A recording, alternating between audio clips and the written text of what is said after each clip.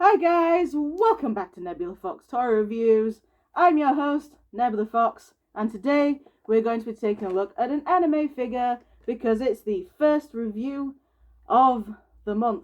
It's also the first review of the new year, so hooray for that. It's the first review of 2025.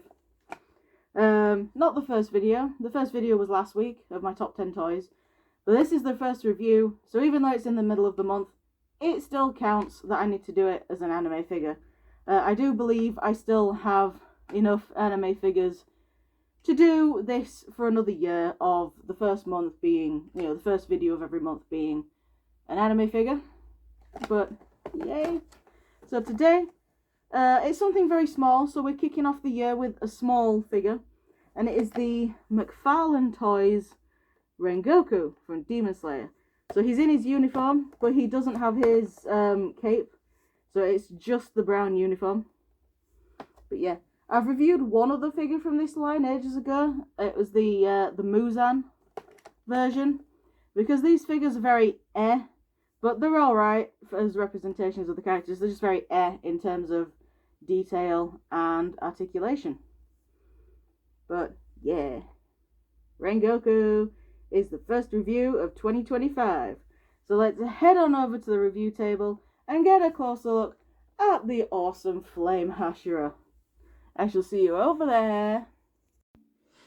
Okay, so here we are. Here he is. And we'll take a quick look at the packaging as usual before we open him. There's not much to the packaging. So we just got the Demon Slayer logo up here with McFarlane Toys and warnings in other languages before English, because the English one is down here, look. Yay.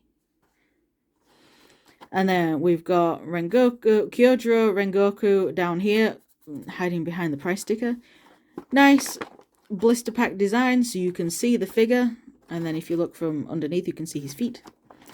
On the back of the packaging we've just got a really nice image of Rengoku and his name and Demon Slayer and McFarlane Toys, and that's about it. And then more words and warnings and stuff like that. I feel if they're going to use that image for him, they should have included his cape, or if they were, do that, just Photoshop the cape out of the image. I feel like that would be the best way of going about it. But yeah, anyway, let's break him out. Let's get him out. He's suffocating in this box. The packaging is obviously going to go in recycling, but yeah. Throw that on the floor. Get the sword out. Where's the sword taped in? The sword is taped in. Alright, hold on. The tape is coming loose here, so what I can do is I can peel that tape off, because it's taped in at the handle and the blade. I should be able to just pull it, because this tape isn't super sticky. Or super sharp. It's very flexible. There we go. It's a very flexible, flimsy blade.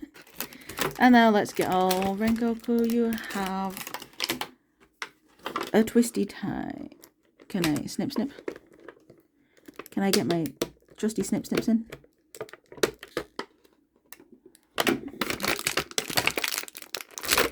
I might be able to get the trusty snips in this side a bit better. There we go. Snips. Snips are out. Let's just put that there with the rubbish. And push him out. Oh, this is noisy packaging. Push him out. There we go. The packaging gave birth. Get rid of the scissors. Did I scuff him at all with the snips? Nope. Definitely not. So here he is. Here is Rengoku in his blocky glory. And wow, he really doesn't do anything, does he? At all. No articulation in the legs. I thought there would be, because... Oh no, wait. Did the Muzan have leg articulation? I don't think he did, actually, looking at it. No. There is nothing in the head. It looks like there's meant to be. but there isn't. Probably just because of Rengoku's hair. Because, my god, that hair is spiky and everywhere. And yes, it's sharp, but it's also slightly rubbery, so it doesn't hurt that much. He does have a waist swivel, which is nice. And then the arms he can basically just do a zombie. Zombie Rengoku, imagine that. And his legs, for some reason, have like ever so slight, minuscule movement. It's weird. But other than that, right, articulation is atrocious. Let's have a look at the actual figure itself. The head sculpt does look very nice. They could have easily put more detail on the face, like just a little bit of shading on the face would have been nice. And there you go, that's how rubbery the hair is. The hair looks really nice. Doesn't look as nice as the Figma, obviously, but, you know, for a cheap figure, the hair does look nice. Then we've got the writing on the back of his uniform. And Rengoku's uniform, this is correct, Rengoku's uniform is actually meant to be a brownie colour, rather than black like all the others. We've got his big baggy pants. Honestly, the pants are like my favourite part of a Demon Slayer cosplay. I love the pants. And yeah, for some reason, right, even though he's got the sword, for some reason he doesn't have like the scabbard to put the sword in. And I know with it being a cheap figure, it's not going to be you can swap the sword out like, say, Figure Arts you can. It's not going to be one of those. But just having the scabbard there, you know, without the handling because he's going to be holding the sword. Just having the scabbard would have been nice. Right, let's try and get him to hold his sword. Also, why is his sword red? I just realised something. The sword is meant to be like black with the flame effects on it, whereas this is like a very deep red with the flame effects on it. Fucking hell, I can't speak today. Great start to the year. Can I get the... I am going to take this off camera for a minute.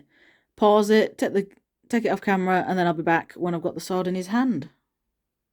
Oop. No. Okay, I'm back. He has his sword. That is a really tight grip. He's not letting go of it. He's not going to let me take this sword back now. And something I also figured out is that his wrists... Focus. His wrists are on a swivel. Both of them. So that's okay, I guess. But an elbow joint would have been nice. So yeah, he has his sword. Huzzah! That's it. Can he stand? He can. He will go next to Muzan on the shelf. And that's it. That is it.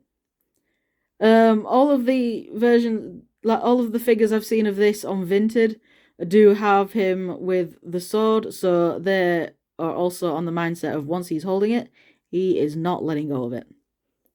So I don't think you have to worry about getting this second hand and missing the sword. Because my god, he is not letting go of that thing. No, he's not letting go of that. No, he's not letting go of that at all. Also, it's weird. The sword is straight.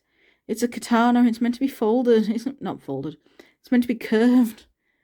I'm just going to bring my last anime figure review in, Zoro. That's a katana. He's got a curve to the blade. That is not. That is straight.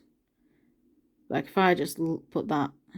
Look at that. It's straight. It's not meant to be straight.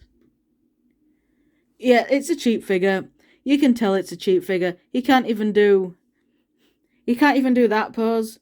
And that is a simple pose that characters with swords should be able to do. And he can't, because that's the closest you're going to get. For a little piece on display, it looks alright. For a cheap toy to give the kids so they can reenact things, it's alright. But that's about it. It's not one that for God's sake, focus camera. It's not one that adults would like fiddle with. Adults would fiddle with an SH Figure Arts figure and a Figma. Adults will not fiddle with this. This is a brick with joints. So I think I shall pose it on the shelf. Do I have him like that, with the sword poking out, or do I have the sword bent in? I will most likely have the sword bent in, just so it doesn't get in the way of other figures. But yeah, that's that. That's all I can really say. That's all I'm gonna say.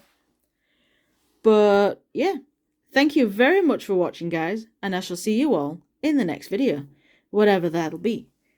Bye!